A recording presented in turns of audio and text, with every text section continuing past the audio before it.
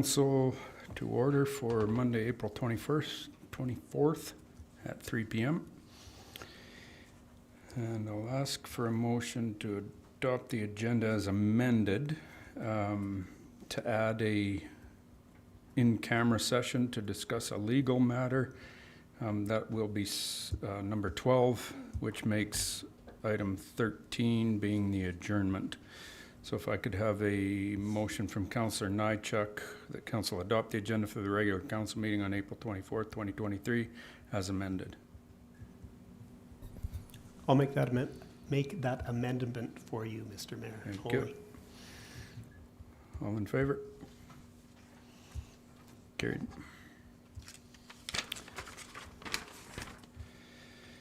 As for a motion from Councillor Jones, the omnibus motion adopts from the following in accordance with council's procedure bylaw, the April 11th regular council meeting minutes and the strategic priorities chart. I'll give you that motion, Mayor Snodgrass. Thank you. All in favor?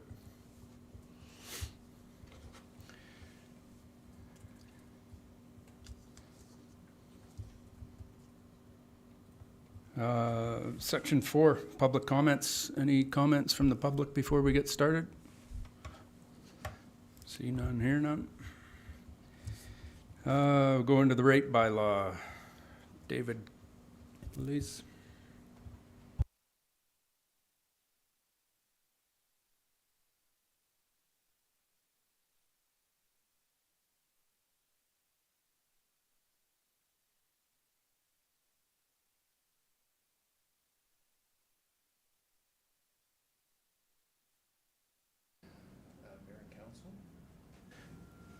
Thank you. I have provided to you bylaw 4612-2023, the 2023 rate bylaw. The passing of a rate bylaw is an annual standard operating procedure of the town as provided for under the Municipal Government Act to reflect changes in levels of service, increase contributions to reserves, or to recover the full cost of program delivery. As you will recall, Council adopted the 2023 operating budget in the amount of $32.525 million on February 13th, 2023, including user fees, fines, and other charges of approximately $11 million. The passing of bylaw 4612-2023 directly supports the 2023 operating budget. The fees proposed, as noted within Schedule A, will come into effect May 1st, 2023, and are not retroactive. A couple of comments, specific comments. You will note that we increased the non-resident sun columbarium rate from $1,500 to $2,200. We did this as going forward, we wanted to be consistent with the $300 difference between the sun and spruce columbariums for non-residents compared to residents. Under the previous bylaw, the difference between sun and spruce columbariums for non-residents was $1,000. We are simply restating for consistency purposes. An additional comment, you will also note that we applied utility rate increases only to in-town rate payers. We did this because contractually, out-of-town increases requires us to give advance notice of change before end January of each year. The utility increases council approved, 0.5% up to an annualized maximum of $45,000, were mid-February when operating budget 2023 was adopted. We anticipate budget 2024 will be adopted before end December 2023, along with the 2024 rate bylaw before end January 2024, allowing us to increase utility rates if required for 2024 for both in-town and out-of-town rate payers.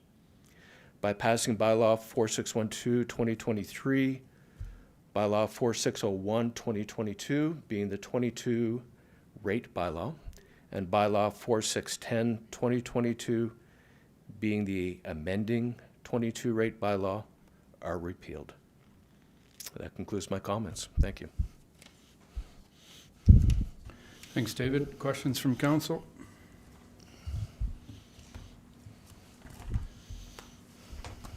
Councillor Smith. Thank you, Mayor Snodgrass. I have a question, and it's more of a question than anything. So on page 29 of 78, for the campground for George Lane, it says contract 2015 in parentheses. I thought we redid the contract last year, or a memorandum or something to that effect. Can anybody speak to that for me? I can speak to that. Yes, we have indeed updated that. I will have to find the actual date. I can't remember if it was 21 or 22, but I can send that information to David to update. Okay, and then my other question or follow-up to that is that because campground rates are usually set at the end of your campground season, is that something that we need to revisit with them annually so that as they're publishing their rates for the following year, that's already determined? Because I think that might be of benefit, especially given inflationary costs and everything else in the operations of those types of endeavors. Yeah, thank you for that question. The intent with budget going to council by the end of December, 2024 budget, that we will be engaging with all of the internal groups throughout the fall of 2023. And if rate increases are warranted, then we will make them at that time for the bylaw update, January 2024. So you are correct, yes. Thank you very much.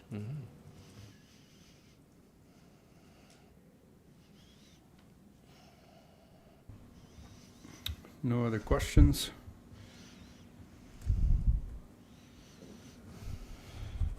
So I will ask for a motion from Councillor Smith that council give first reading to bylaw 4612, 2023, and the council gives second reading to bylaw 4612, 2023, and that all council present give unanimous consent to proceed with third and final reading of bylaw 4612, 2023. You have my motion, Mr. Mayor. Thank you. All in favor? Carried. I'll ask for a motion from Councillor Walsh that council give third and final reading to bylaw 4612, 2023, and that council repeal bylaw 4601, 2022, being the 2022 rate bylaw, and bylaw 4610, 2022, being the amended 2022 rate bylaw.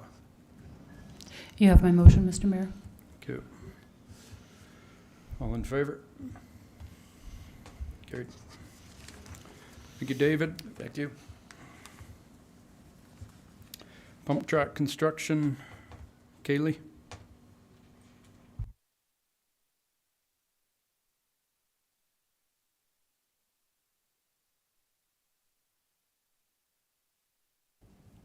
Good afternoon, Mayor Snodgrass and Council.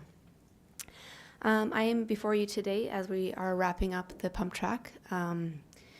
As you will remember, the Bike Park Society has come to the town of High River. The town had provided them with land to be able to develop and build the pump track on. They fundraised a very large portion of the project, $264,574 to go towards the project. As the project came forward, there was some assistance provided by the town financially to wrap up a few of the items that just became outside of the means for the bike park to be able to pay for. During construction last year, there were some kind of unforeseen circumstances with regards to materials, with regards to equipment, with regards to the weather, the timing, and some of the slowdowns, which led to some of the in-kind donations around equipment, material, and people to not be available.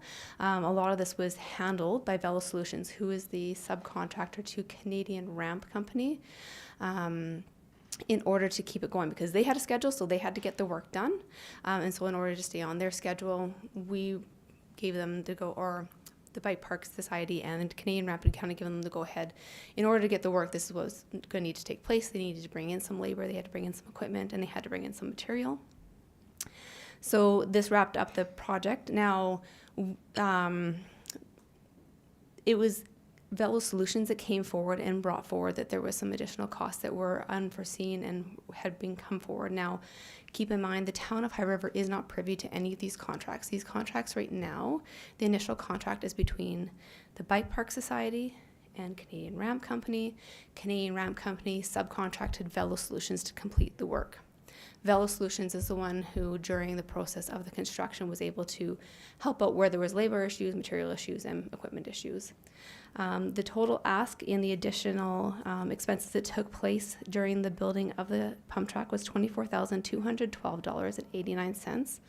So with the money that council had originally approved for administration to assist with, say, picnic tables and some of the amenities, we had about $15,119.95 remaining in that budget. So in order to clear off this last bill of the $24,000 and change, administration would be looking for $9,092.94 in order to wrap up this portion of the project. Any remaining items that are to take place on this project at this point are going to be all completed by the town and are just subject to weather at this point. So this would be kind of one of the final remaining invoices to be cleared off for this project. So just to kind of give you an idea, this project with this extra cost encapsulated into the total numbers here, your project total was $323,246.94. The Bike Park Society raised $264,574 of that total price. So with the town's contribution, if we were to take into account this remaining bill, would be $58,672.94. And I will open it up for questions if council has any questions for me. Thanks, Kaylee. Any questions from council? Councillor Nychuk. Thanks, Mayor Snodgrass. Just from a due diligence perspective, because we have nothing to do with the contractual obligations, some that you're asking for in front of us, somebody's vetted that out. You guys have talked with the Bike Park Society, and we're comfortable with this and what was invoiced and what's outstanding, and just so that somebody kind of did the dollars and cents look at it. Absolutely. So the engineering department was out there during a lot of the construction, and we were out there to kind of keep an eye on also the different stages of construction that was taking place. So we've had an opportunity to take a look at the invoice and actually go thoroughly through based on what we were kind of seeing out there schedule-wise as well. And so we have gone through and vetted it, and so it's definitely, it's reasonable. It's a reasonable ask. Cool. Thank you. I've spent enough time out there with the kids now that it's a huge asset to this town. It's pretty fantastic what Jeff and his family pulled off at the end of the day. So I'll ask for a motion from Councillor Barton that council approve the additional $9,092.94 to the budget in order to complete payment for this final invoice. That's it? I think so. I ended it like there was a comma, but there's a period there. Yeah, my motion. Thank you. All in favor? Carried. Thanks, Kaylee. Thank you. Any reports from council? See none, hear none. No board and committee reports? Councillor Smith? Thank you, Mayor. I attended the AGM for the museum last week, and I would just like to commend administration for the work that was done to complete the MOU and the license of occupation for that space. I think their comfort level has been increased greatly, just having those pieces well taken care of for the next few years, and so special thanks to administration for making that happen. Thanks, Kelly. Councillor Barton? Thank you, Mayor. Just wanted to mention, looking, just 1 second here. As part of the committee for the Highwood Center, I just want to mention an upcoming event. It's a volunteer fair, the Heart of High River, and it's something that the Highwood Center Committee had put together, and it's on May 10th, 7 p.m. to 9 p.m. And the idea behind the event is to create an opportunity for volunteers to come and meet all the different opportunities in town, whether they're service clubs, whether other community organizations and stuff like that. So I'll bring it up again when I get in the next meeting, just as a reminder. Thank you. Councillor Walsh? Thank you.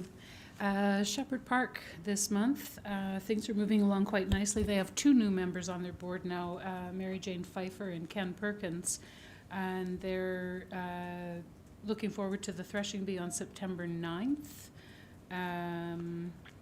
They've also completed a project where they've had a brand designed, and it's an honorary brand that's been registered with a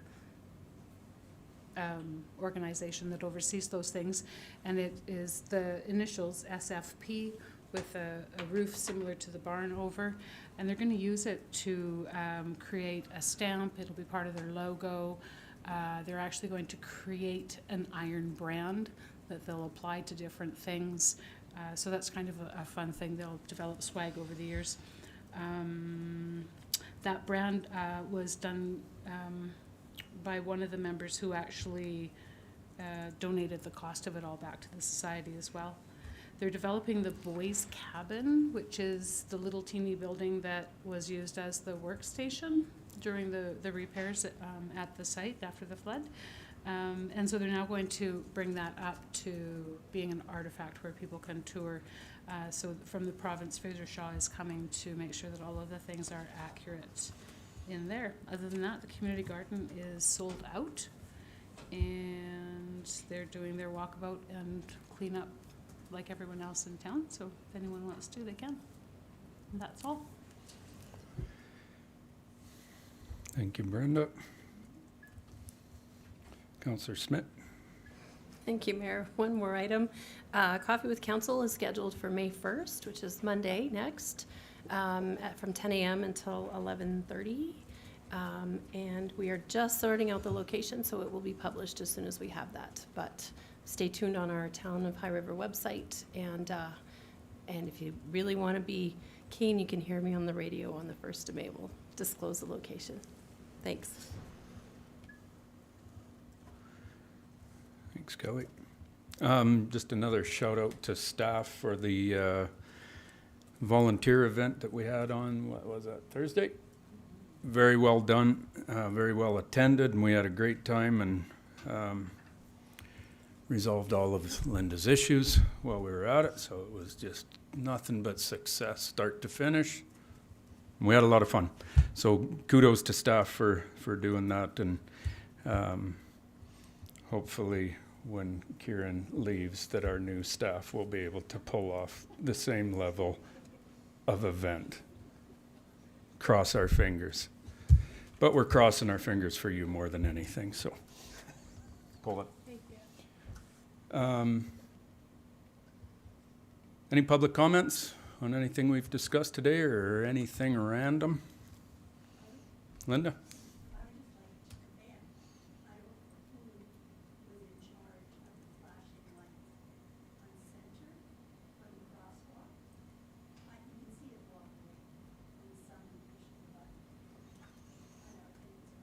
Oh, on Center Street. Whereabouts? Which one? Come on, give me a landmark. Oh, I do, but there's a few flashing lights. Oh, on those, on 7th. Gotcha. Now I'm with you. Okay. Awesome. And safe. Yeah, thanks, Linda. I got it now, yeah. If you can hook up with Mary Campbell and send me a letter regarding this issue, that would be fantastic, please. She's always got one drafted.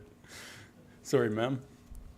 If you could just come up to the mic. Yeah, we got to get you to come up to the mic, sorry. Because we live stream all these meetings, we'll get you to come forward.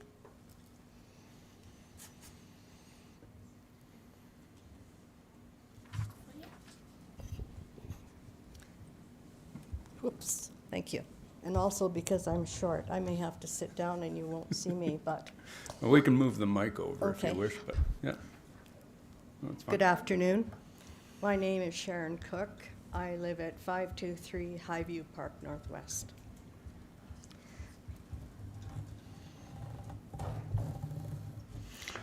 Thank you. Now, Sharon, just before you get started, is this a question for council, or is this more of a delegation? Having received your emails, I just want to be respectful of how our procedures work with. Okay. I wondered that myself. Okay. Well, I have questions for you, Sure. but it's also some observations. Okay. And I'm not part of a council or a delegation. Okay. I'm just an interested person. Okay? All right. So I hear the word biodigester, but it still has to come up. And I have a few quick comments, and I realize I'm limited, so I'll be quick. Problem is, info for this biodigester project has been difficult to find. And so this will account, I think, for the high level of community dissatisfaction. Number 2, observations regarding this project, and these are mine. The companies involved do not appear to be local and have no interest in this community. Like most of the green energy companies that we have to deal with, Tidewater appears to have originated from Eastern Canada. And if you can clear that up for me, I would be grateful. But in researching these companies, they seem to bury a lot of details. Rimrock feeders, Doug Price and family, have no links or loyalties to High River. They're from Airdrie, and they're strictly business, and they've been highly successful at it. Number 3, reading through the 227-page application to Alberta Environment from Rimrock feeders, or Tidewater Rimrock, it seems that this is the largest biodigester in North America. It's very concerning that there has only been a limited environmental study done, and that is stated in that application. So we don't know who did the environmental study. We don't know the time frame of the environmental study. And from personal experience, these companies seem to think that maybe a month is a good amount of time for an environmental study, which it is not for wildlife. Who was the company, and how long did that environmental study take? We would like to know that. It's very concerning to read that Tidewater Rimrock states there will be no covers on the ponds because it will be too costly. Now, in the discussion after the application information, it clearly, I don't know the names of the people, but they asked Rimrock Tidewater questions, and they were very clear in saying there would be no covers because it would be too costly. They don't seem to appear to move on a lot of things in there. I didn't like their attitude towards people like normal people like us. Number 4. So what are the benefits of this project to the town of High River? Does this council really support destroying a vibrant historical town of 14,200 plus people in order to allow a green energy company to generate enough power to supply 5,600 homes in BC? Fortis is buying that energy. Why isn't Alberta getting carbon credits? That's very disturbing to me because they keep knocking Alberta down because they say we're not green enough. We're not against the production of green energy, but there has to be some balance to this green energy conversation. You're destroying 4,500 or 14,200 home or people in High River. You're destroying their way of life because of smell and other concerns, volume of traffic, etc., to supply 5,600 homes with energy in BC. It does not make sense to me.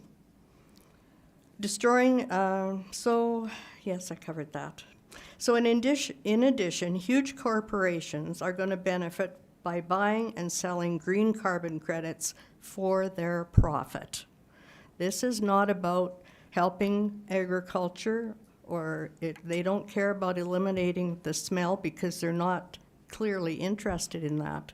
So I just think it would be nice, and I ask the councillors of High River to please stand with the people and, you know, give us some hope that you're going to oppose this in the future. Thank you. Okay. You can, do you want to stay there, Sharon, or do you want to, it's up to you. If you have questions, I can stay here. Well, If you don't, I'll leave. Yeah, I can give you some feedback as to where Okay. we're at. So the closer you live or the closer you are to any development, the issues increase. But not every issue that's being discussed is a town of High River issue. So one, asking about, the Price family and Tidewater, none of them are from High River.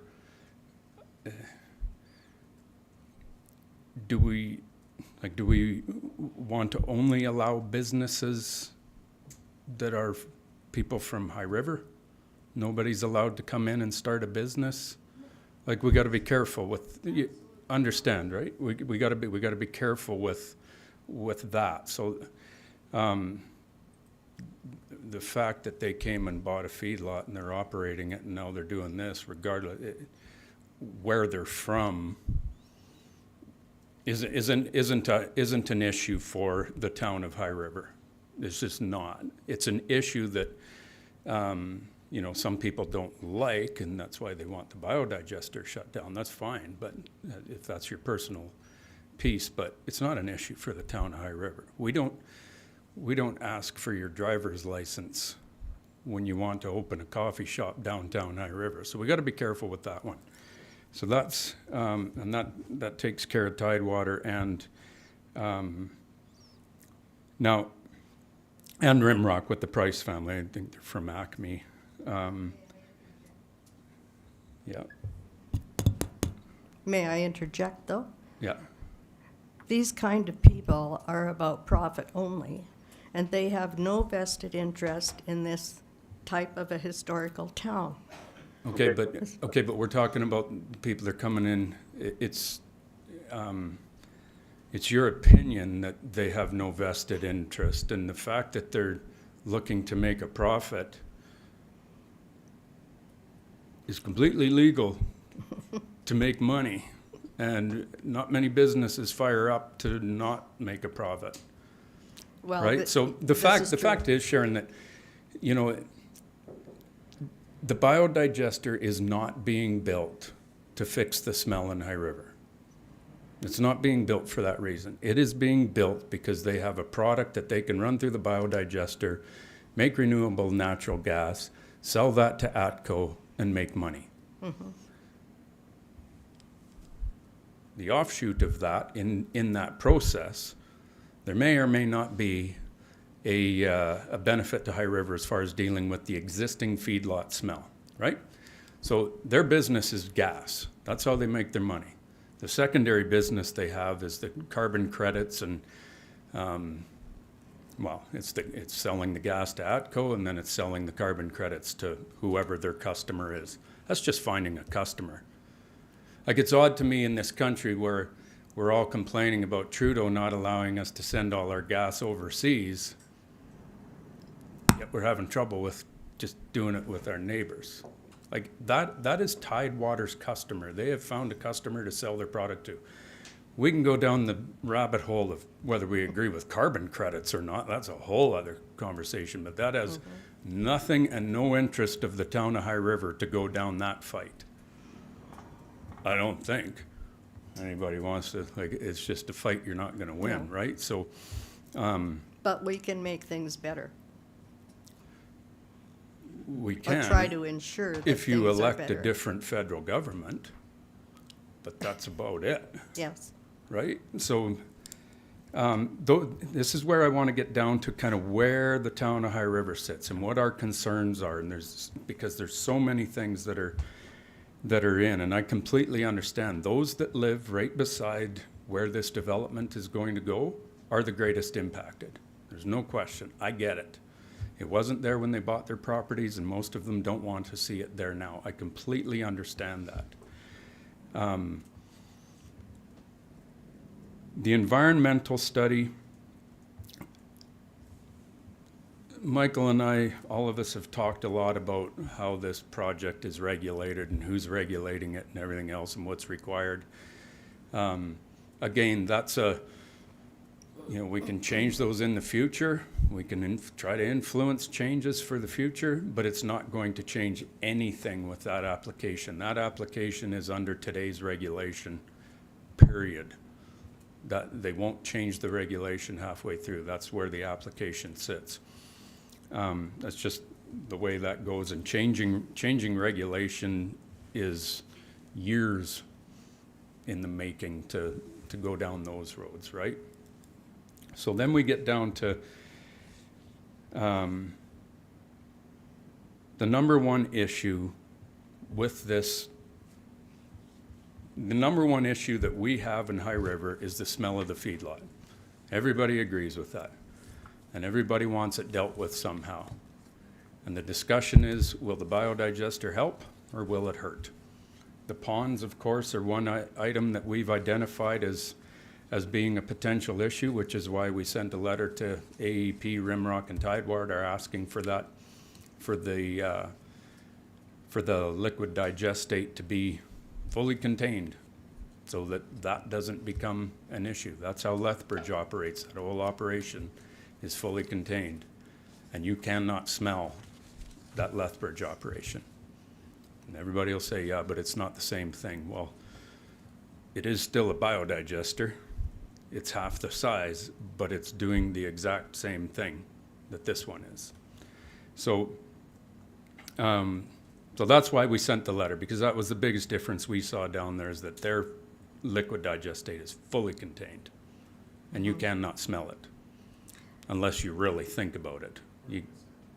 Or get a sample. I got a sample in the car if you wanna smell it, Sharon. It's not as bad as you might think it is.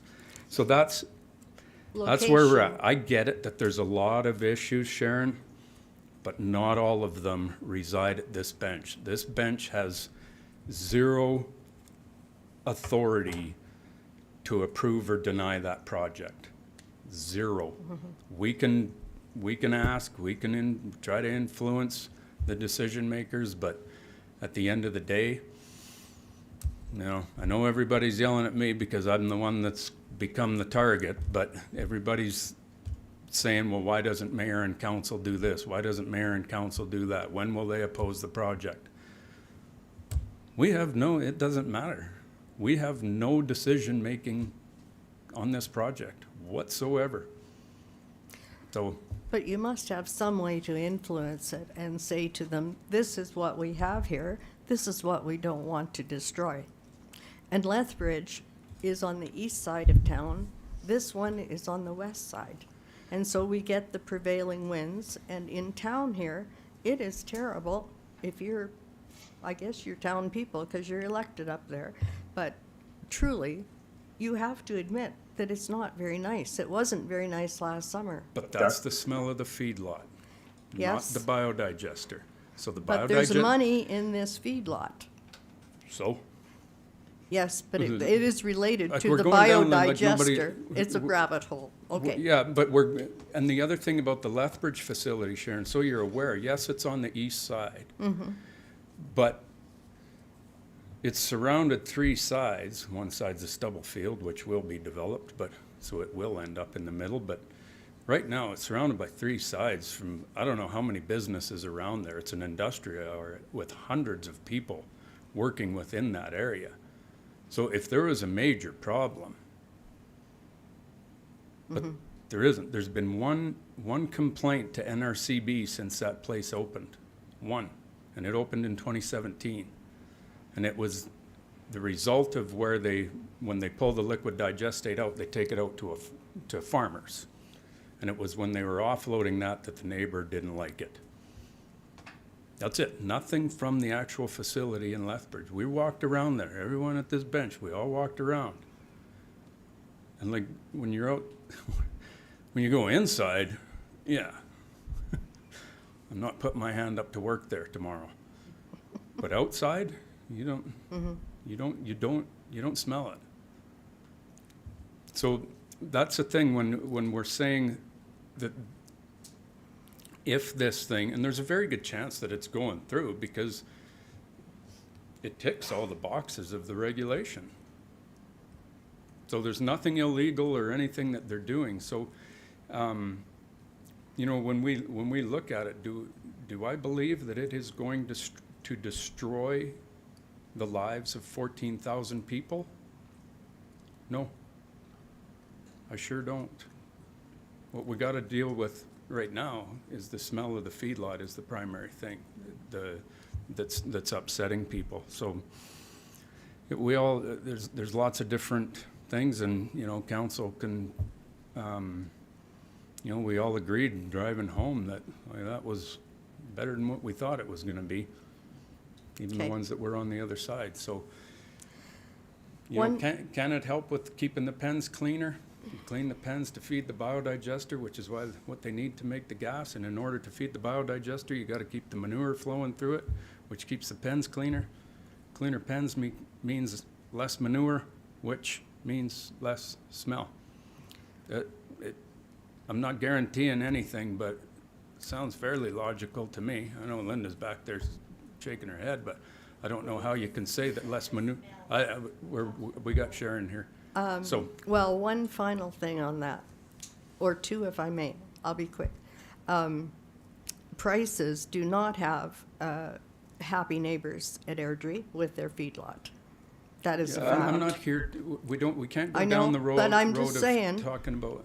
I'm just saying, they're the people who are in charge of this feedlot project. Correct. Okay? Correct. So, okay, and the final thing I would say is, so this council opposed the coal mining 200 miles away. Well, why can't you oppose the feedlot 5.5 kilometers away? I'm sorry, but. No, that's fine. It's a question that Sure. really needs And to I'll be an- answered. Sure, I'll answer it. You I were have- very vocal about it. Yeah, but just because somebody's against something doesn't mean we all jump on board. Just because people are mad about a certain project and they're against a certain project does not mandate us to jump off the high diving board like I did with the coal mining. There's so many, they're not even, the projects are not comparable, Sharon, and I'll tell you why. The only similarity is that people don't want it. No, So the that- similarity is that there's a river involved in this project. And what are you going to do about the cleanliness of the river? So how does, I don't know that there's enough water in the Highwood for There is. as much. And there's aquifers under there that will be contaminated. And I believe you told me at some meeting a long time ago that High River has water supply secured, and it was out west there. water supply security from the Highwood River. That's it. In that area, anyway, yes. Well, it's High River's water comes from wells within town. Yes. It's not piped directly out of the river. So No, I understand that. But future, yeah. So just to the volume of water that the biodigester's using. A lot of people are saying that it's going to run the river dry. 333,000 cubic meters is what the biodigester will use. The town of High River produces 400,000 cubic meters of treated water from our water treatment plant that's sent to Cayley, Cargill, town of High River, 400,000 okay. every month, per month. So the 333,000 is not going to affect our water supply. And those are legal licenses that have existed for a long time, whether they're used for irrigation or whether Yes. they're used at the biodigester. It's a legal amount of water that they can withdraw. That's Alberta Environment licenses. So I just want to assure people that it's not going to suck the river dry. There's just, Well, when I walk my dog by there in the summer, I wonder where the water is gone. Well, yeah, most of our river is underground for sure, but Yeah. the other piece about our water quality, and you know, the pond,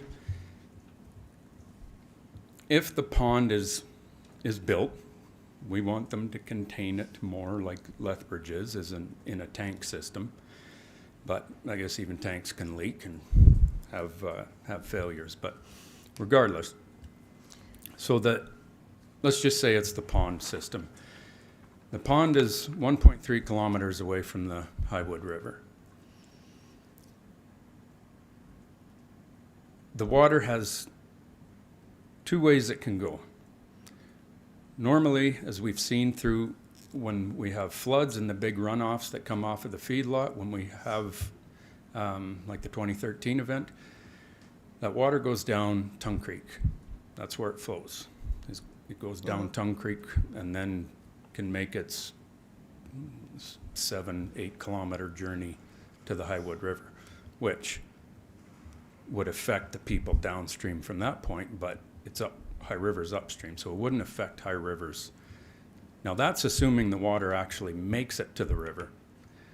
The only way that water can make it to the river is if there is a major catastrophic, which would take an external force to blow the side out of the lagoon, and all the water is released at once. And it has to just go flying down and head for the river. Now we know that doesn't happen. It's going to meander its way down there through crop fields, which is going to absorb most of the liquid. I'm just saying that the conversation is, oh, that pond is going to end up in the Highwood. Well, no, it won't. And these ponds, you know, you look at tailings ponds up in northern Alberta and stuff. Yes, there's issues, but they're leaks. And often they're close to a stream or something, like very close to a stream is where they have the problematic events. And they're in remote areas where there's nobody around to watch it that has eyes on it. With this project, there's the whole feedlot, there's the employees of the biodigester, and there's all the residents around there. And the water, if it does go south, the water pretty much has to flow right through Charlie Flowers' yard. Charlie does all the farming, has all the equipment. But in front of that, there's the lagoon, then there's stormwater retention system. Lethbridge's was fully enclosed. It has what, a 4-foot berm around the whole thing? Has a 4-foot berm around the whole thing. So even if the pond breached, it would still have to fill up that whole environment and then get over top of it. So there's a number of defense systems in front of us, which, you know, we don't have any concern as far as this project affecting our water quality. It would take an enormous catastrophic event that would need external forces to make it happen, because you'd have to blow the side out of the lagoon and you'd have to blow the side out of the retention system around the project. So Well, I was just looking at the Foothills edition. I don't know what it's called. Foothills Snag came in our newspapers last week. It's all about High River. yeah, You could not buy this kind of advertising for a town, and there are towns crying for this. It tells it's a wonderful place, but I don't know if if it's, you know, it's 8th on the Waldo's list of places to live in Canada. You've got so much going for this town. I think it's a very sad situation we're in. but we're speculating that the whole thing's going to fail too. It Right. doesn't have to fail much. We're just. It's the existing smell. is It's the going to be existing there. smell that's the problem, right? And we had 300 cattle in our yard for 50 years, and they smelled nothing like what that is. But that is also part of the reason the manure smell is so different and strong is because those cattle are fed a different ration, and it's a high, hot ration to fatten them. And so, you know, there's lots of variables there, but But that's it's what the it's gonna be. It's the feedlot that stinks, Well, yes. right? Not the biodigester. The biodigester doesn't Well, exist. we don't know that, because when they start bringing in all that stuff from Calgary and that compost, They do the same thing in Lethbridge. I don't think that's gonna smell good. It doesn't smell. You can drive down there. Well, You actually. can drive and park I'm- right in front of I'm that going place. to, and I have Yeah. had people who've been there. Yeah. And they said it's okay on some days, but not on other days, so. We'll have to agree to disagree on this, Yeah, I'm sorry. well, and the but- thing is, we want, you know, if the thing isn't built, well, then it's not built, and we don't know. We'll never really know whether it did, but if it is built, then we will know. Thank you.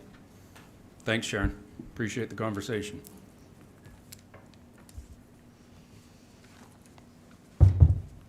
Does any other counselor have any comments on what Sharon was talking about? Because it is a hot issue, and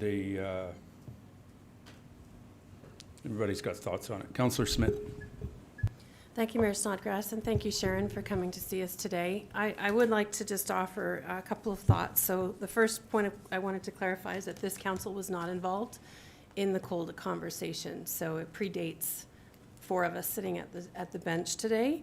But I would like to say that, you know, to say that we don't value our way of life in High River, that's why we're here at this bench. So I don't want to see the quality or the air quality in our community diminished for the long haul either. And I think that air assessments have been ongoing. They're continuously ongoing right now to help us understand what's coming our way, when the wind blows and when it doesn't. And I do believe that the NRCB was part of conversations last fall about recommendations for the current retention ponds to be cleaned up. And that it was the perfect storm last summer for the olfactory factors at play with the hot feed, with the wet spring, with all of these, a bunch of other factors. So I do think that the two issues, there are two issues at play here. One is that they did not do what most of us would have liked to have seen by way of having the air quality cleaned up through the summer last year. And now we're introducing the whole biodigester piece, which just fuels that speculation that this isn't going to maybe be the solution. And so I just wanted to comment on the fact that I think that we do care. We are doing everything in our power to get educated about it, to go and see it at its source, to understand what we're working with, and to be able to be advocates when the time comes, because there's no decision in play right now. And until there is a decision, it makes it really difficult for us to do anything. So I just wanted to clarify a few pieces, and thank you for coming to see us today. Thank you, Mr. Mayor. Thanks, Kelly. Councillor Walsh. Thank you, Mr. Mayor, and thank you so much for coming and sharing. I just want to add to the knowledge that we as a group have come to now and understanding the processes. I might have been looked at as the one that went like this the most every time we saw or talked about something. And I can tell you with confidence that when we left the Lethbridge biodigester, I really, really felt, okay, so the biodigester isn't really the issue as much as the smell, which is manure management. In reference to what Craig had said, there was no smell. And this sample bottle, to me, smelled like nothing more than gray water, black water, ugly water in the trailer. That's what I mean. So the biodigester thing and the number of safety things that we learned about and the procedures that are in place as far as the quality of the end use product being pumped out, yes, to BC, but the safety's in place, that if there's any question as to what's coming out and going to our grid, there's things in place to protect the people. So the biodigester thing is two separate things. So now we do need to continue to make sure that the manure and the other bioproduct fueling this is up to standard and follows the, I mean, and all we can do is be the ear and be your voice. So thank you again. Just going back, I don't want to miss anything that you and I were talking about, Sharon. So the one piece, Tidewater at this time does not want to financially fund and contain the liquid digestate. Their finance guys are saying, no, we're too tight on the project. I made it very clear to them in my own words, I won't repeat them here, about how much I care about their financial problems with the project. I want the liquid contained, period. There's no, whether they'll do it or not, they don't got to listen to Craig Snodgrass for Adam. But the other piece that I wanted to talk about was going back to the coal, because it always gets brought up to me because I was the pin man on the coal stuff. So why the two projects are so different. The coal mining, yes, today, if it happened, it's not going to, but hopefully it won't go to, depending on the election at the end of May. If it took place, it starts 200 kilometers away in the Crow's Nest Pass, but it finishes in the Highwood River Valley. So that's the reason why we jumped in, because now it affects directly and 100% affects. Kieran, sorry, I emailed that to you for you to print because it wouldn't pick up the printer. The effects of coal mining are with every single coal mine. They pollute the waters with the waters they use, and then the drainage that comes off a coal mine will always leach selenium and about 34 other contaminants forever. Not a blip in the radar, forever. And that's why you look at Fording Creek in BC, north of Sparwood. You look at, I think it's Gold Creek that's down in the pass. There's no fish in them. They're dead. Those creeks are dead. That's what happens with the coal mining. And then it's the complete removal of the landscape. If you've been to Sparwood lately, you can see it's gone. You cannot reclaim that. It's impossible. It cannot be done. It's done. And then that leaches into our water supplies and will affect this town till it doesn't exist anymore. So when we look at it with this biodigester, if the biodigester fails and they shut it down or walk away from it or anything, the place is simply tore down and the land is reclaimed and Charlie Flowers is farming it again. That's it. That's it. So that's why the coal mining, and the coal mining is the only thing that I've went total hairy-carry on outside of the town of High River stuff, but that's why that was so important, because of the everlasting effects and the devastating effects that coal mining has. So this is a project that's out there. There's lots of things being talked about it, but in no way is it on the same level as the coal mining. Not even close, other than the people are mad. So, and we had a horrible premier at the time that made a really bad mistake and gave us an enormous amount of ammo to be able to get it rewound. But he opened a can of worms that he couldn't close. So hopefully the next government will close it, whoever that might be. Anybody else? There was somebody else? Nothing? So thanks, Sharon. I just wanted to clarify that because I kind of started on the coal thing and didn't finish it for you. So, correspondence requiring action. Healthcare Heroes. So this is the donation that we give to the hospital banquet every year. So number one, I'll ask for a motion from Councillor Smith that council authorize the mayor to sign the proclamation for healthcare heroes. Thank you, Mayor Snodgrass. I give you that motion with pleasure. Thank you. All in favor? Carried. I'll ask for a motion from Councillor Jones that the town of High River sponsor the High River District Healthcare Foundation dinner and auction at the premier level in the amount of $5,000. I'll give you that motion, Mayor Snodgrass. Thank you. All in favor? Carried. Council correspondence for information, Provincial Police Service 2 from regarding Rimrock. The letter from Town of Tofield to Minister Savage, just information for council. So at this time, I will ask Councillor Barton for a motion to recess the regular meeting of council and move in camera at 3:56 p.m. You have my motion, Mayor? Thank you.